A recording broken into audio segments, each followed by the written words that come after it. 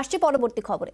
কোথাও রাস্তায় মরণ ফাঁদ খানাখন্দে ভরা, প্রতিদিন যাতায়াত করতে হয় প্রাণের ঝুঁকি নিয়ে। কোথাও আবার রাস্তা তৈরির পরই উঠে যাচ্ছে পিচ, এতে দুর্ভোগের এক শেষ।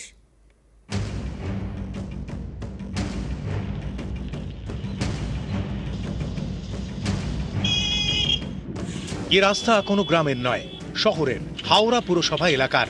রাস্তা থেকে উঠে গিয়েছে পিচ, তৈরি হয়েছে ছোট বড় গর্ত, তাতে জমে রয়েছে জল, তৈরি হয়েছে মরণ ফাঁদ। বামুনগাছি রোড থেকে লিলুয়া স্টেশন রোড, প্রতিদিন এই রাস্তায় যাতায়াত করে আশেপাশের প্রায় 7টা স্কুলের পড়ুয়ারা। দিনভর প্রচুর লোকজন এ রাস্তা ধরে যান। এমন রাস্তাটাই বেহাল, খানা খন্দে ভরা। এ পথে গাড়ি চলে দুলে দুলে, এর জন্য মাঝে মধ্যে দুর্ঘটনাও ঘটে। এখান দিয়ে যাওয়া মানেই যন্ত্রণার এক শেষ। ये रास्ता बहुत दिन से खराब है। हम लोग डेली स्कूल जाते हैं, आते हैं, यहाँ पे प्रतिदिन एक्सीडेंट होता रहता है। গাড়ি ঘোড়া নিয়ে কতগুলো টোটো পাল্টে মেরে দিচ্ছে। এটা তো মেন রাস্তা, এটা যদি বন্ধ হয়ে যায় কোথাও দিয়ে গাড়ি যেতে পারবে না। রাস্তাটা ভালোই ছিল, কিন্তু এই রাস্তাটায় ওই একটা বড় কাজ আমাদের হয়েছিল জলের, যার জন্য এখানে কিছু খোঁড়াখুড়ি করতে হয়েছিল। তো এবার কিছু কিছু ক্ষেত্রে রাস্তা খুঁড়ে কাজ করতে গেলে তার পরের একটা ফেজ তো লাগে, তো আমরা শীতকালে নিশ্চয়ই করে দেবো। পশ্চিম মেদিনীপুরের ঘাটাল, এখানকার হরিসিংপুর পার্ক থেকে প্রতাপপুর প্রায় 2 কিলোমিটার রাস্তা। বীরসিংহ উন্নয়ন তহবিল থেকে এই রাস্তা তৈরি হচ্ছে, খরচ 95 লক্ষ টাকা।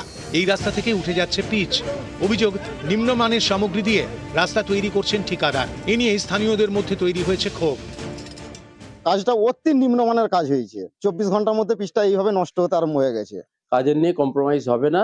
কাজ সঠিকভাবে গুণগত মান রেখে কোয়ালিটেটিভ কাজ যাতে হয়, তার জন্য পঞ্চায়েত সমিতি এবং বিএসডিএ এই বিষয়ে গুরুত্ব দিয়ে নজর রেখেছে এবং আগামী দিনে এর বিরুদ্ধে পদক্ষেপ গ্রহণ করা হবে।